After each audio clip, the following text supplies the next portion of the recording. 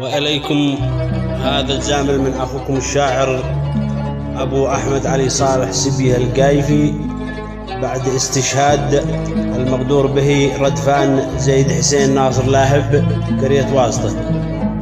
ما فيه: يا زمان الغلايب قد ابن القايفي من بلك تعب، كل يوم والمصايب بتكثر والعلم كل ساعة شوم.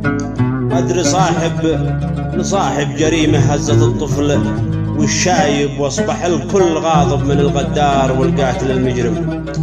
يا زمانه الغلايب قد ابن القايفي من بالك توعب، كل يوم والمصايب تكثر والعلوم كل ساعة وشوم.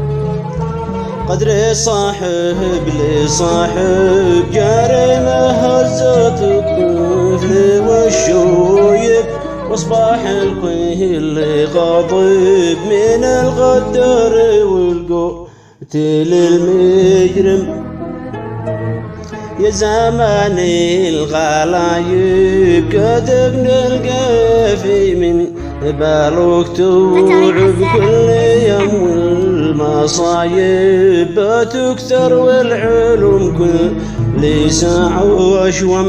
قدر صاحب لصاحب جريمة هزت الطفل والشايب، واصبح الكل غاضب من الغدار والقاتل المجرم. سلامتكم، اخوكم الشاعر ابو احمد القايفي سبيه.